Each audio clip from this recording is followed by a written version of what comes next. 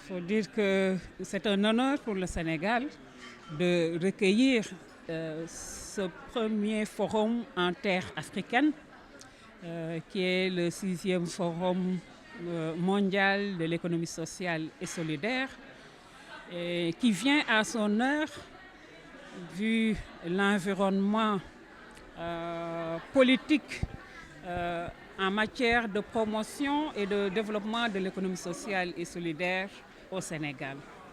Et il faut dire que le grand défi de ce forum, auquel il nous faudrait nous attaquer juste après, ce sera vraiment la matérialisation, la mise en œuvre des recommandations qui seront issues de ce forum mondial de l'économie sociale et solidaire.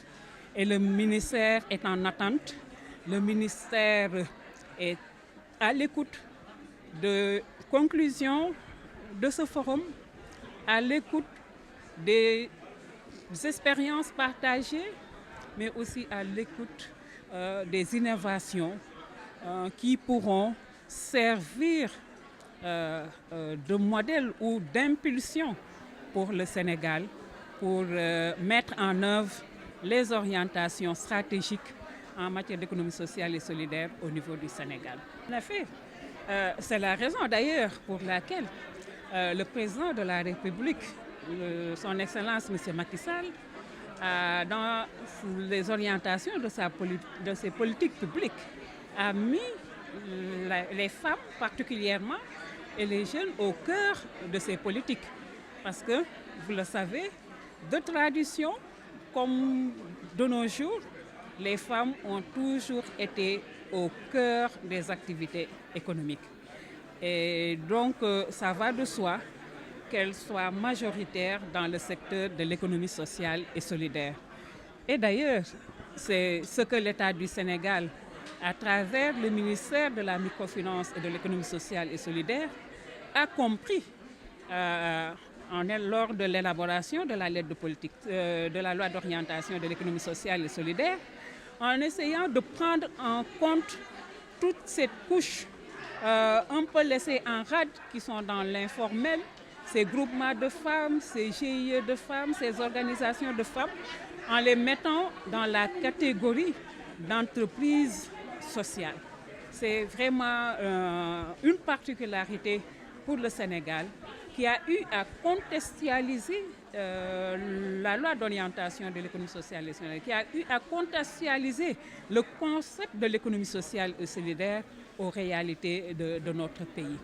Donc là, les femmes ont une place importante. Et si on réussit le défi d'entreprendre des femmes, si on réussit le défi d'autonomisation des femmes, je crois qu'on aura réalisé de grands bonds en avant pour l'émergence du Sénégal.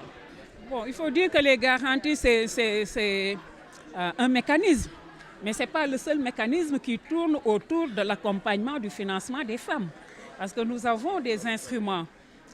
Si je peux citer le Fonds d'impulsion de la microfinance, qui, dans sa stratégie, accompagne les femmes ou les porteurs de projets, ces bénéficiaires, à pouvoir accéder facilement à un crédit au niveau des institutions de microfinance, en prenant en charge tout ce qui est et donc frais de gestion, frais d'adhésion, etc. Et donc ça, c'est un moyen de facilitation.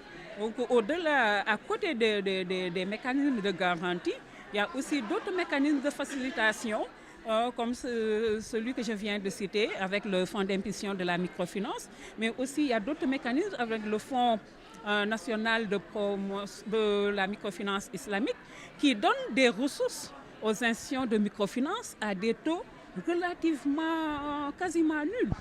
Si on fait un taux de 2% à une institution de microfinance à qui on exige de rétrocéder ce financement au maximum 5%, avec une prise en charge de tous ces frais d'accès et d'adhésion, vraiment l'État est en train vraiment de prendre à bras le corps la problématique de l'accès des femmes au financement pour leurs activités économiques.